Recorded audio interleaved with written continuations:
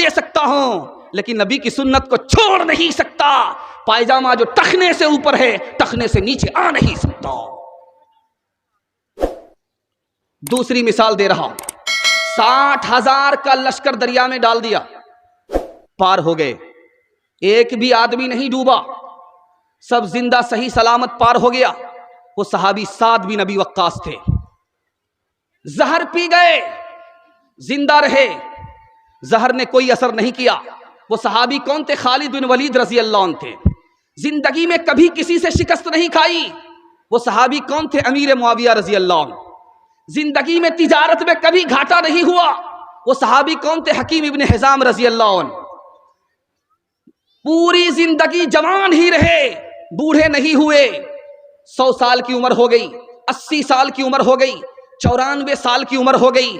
سائب بن یزید، ابو زید انصاری، نابغہ، یہ صحابی ہیں، بوڑھے ہونے کے باوجود، عمر دراز ہونے کے باوجود بھی بوڑھا نہیں ہوئے، سر کا ایک بال سفید نہیں ہوا، نبی کی خدمت کیا تھا، نبی کی دعا مل گئی کہ سدا تم جوان ہی رہو گے، بوڑھے نہیں ہوگے۔ 3 بار شیطان کو پچھاڑا۔ وہ صحابی کون تھے؟ عمار بن یاسر رضی اللہ عنہ، دسترخوان پر لقمہ گرا ہے اور اسے اٹھا کر کے کھا رہے ہیں، کوہنی مارنے والے نے کوہنی ماری، لوگ کیا کہیں گے؟ کہا لوگ بھاڑ میں جائے، لوگ کو جو کہنا ہے کہے، مجھے اس کی پرواہ نہیں ہے، ہمیں تو اپنے نبی کی سنت ادا کرنی ہے۔ انشاءاللہ داڑھی رکھیں گے، ہاتھ اٹھائیے انشاءاللہ۔ بڑھاپے میں رکھیں گے، ہاتھ اٹھائیے انشاءاللہ۔ بیوی سے پوچھ کر کے رکھیں گے، ہاتھ اٹھائیے انشاءاللہ۔ کتنے زن مرید پکڑے جا رہے ہیں؟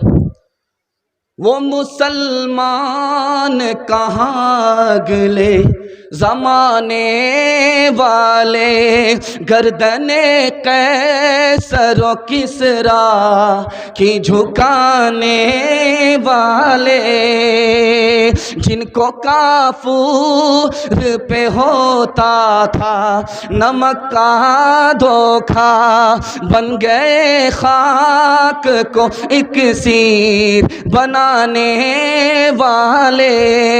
بات کیا تھی کہ نئی راہ سے نہ روما سے ڈرے، چند وہ لوگ کہ اونٹوں کے چرانے والے۔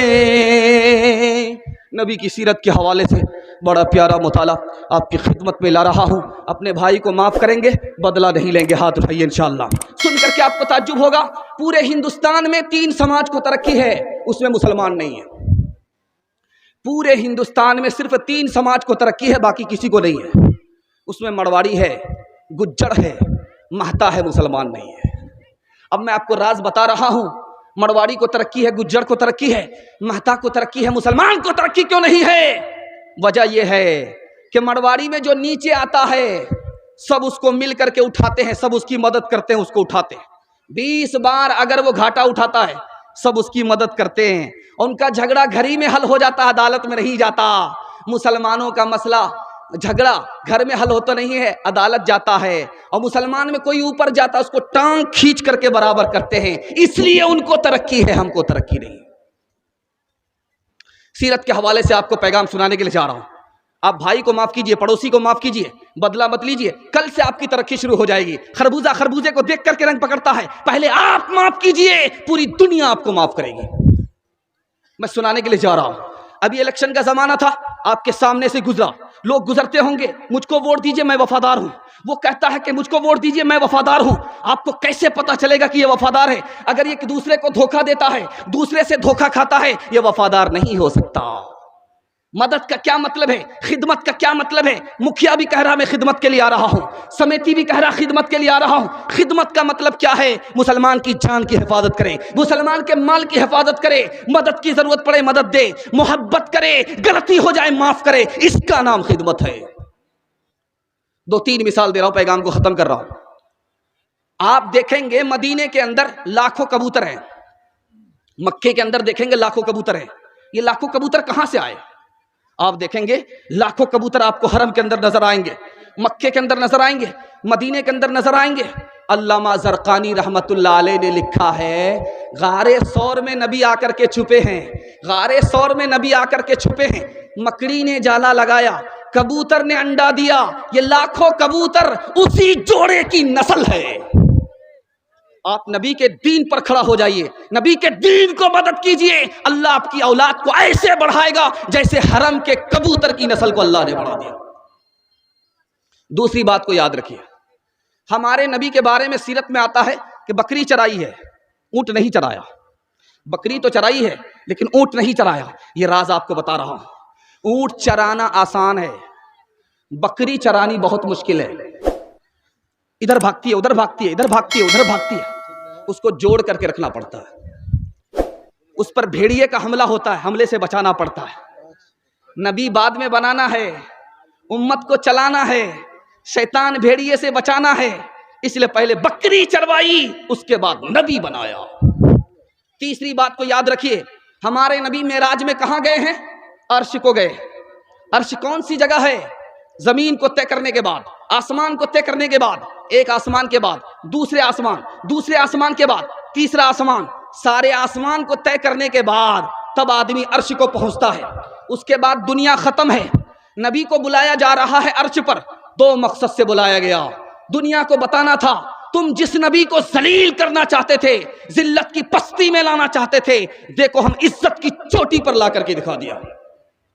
اور عرش کے بعد دنیا ختم ہے. اس نبی کے بعد کوئی نبی آنے والا نہیں ہے, یہ آخری نبی ہے, اس لیے نبی کو معراج ہوئی. تین باتیں آپ کے سامنے آ رہی ہیں سیرت کے حوالے سے. سیرت کو پکڑیے, دانت سے پکڑیے. سنت کو چھوڑیں گے آپ کو کیا نقصان ہوگا؟ مرنے کے بعد چہرہ قبلے کی طرف نہیں ہوگا. ابن رجب حنبلی, فقہ حنبلی کے بہت بڑے فقیہ ہیں, لکھتے ہیں کہ کفن چور تھا, کفن کھینچ لیتا تھا, قبر کو کھولتا تھا, مردے سے کفن کو کھینچ لیتا تھا. جب اس کا ہاتھ پکڑ کر کے پوچھا گیا, جب تم مردے سے کفن کو کھینچتے تھے تو مردے کا چہرہ کدھر ہوتا تھا؟ تو کہا 80% لوگوں کا چہرہ قبلے کی طرف نہیں ہوتا تھا. کہا ہم تو سنت کے مطابق جب مردے کو لٹاتے ہیں تو دائیں کروٹ پر لٹاتے ہیں تاکہ چہرہ قبلے کی طرف ہو جائے. بات کیا ہے؟ کفن جب تم نے اتارا اور مردے کا چہرہ قبلے کی طرف نہیں تھا. امام اوزائی بہت بڑے محدث ہیں رحمت اللہ علیہ, لکھتے ہیں اصل میں پوری زندگی اس نے سنت سے منہ موڑا, اللہ نے قبلے کی طرف سے منہ موڑ دیا. آپ سے کہا جاتا ہے کہ بھئی فرض کو پڑھنا ہے, واجب کو پڑھنا ہے. میں راز بتا رہا ہوں, فرض آپ کا چھوٹے گا نہیں اور واجب آپ کا چھوٹے گا نہیں. آپ سنت کو پکڑ لیجئے. سنت کو پکڑیں گے فرض نہیں چھوٹے گا, سنت کو پکڑیں گے واجب نہیں چھوٹے گا. اگر آپ نے سنت کو چھوڑا تو آج تو واجب چھوٹا ہے, کل فرض چھوٹ جائے گا. جب فرض چھوٹ گیا تو اللہ اپنی پہچان سے محروم کر دے گا. سنت کو چھوڑنا نہیں ہے.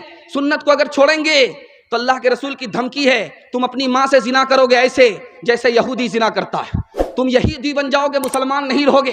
میں تمہارا نبی نہیں, تم میرے امتی نہیں.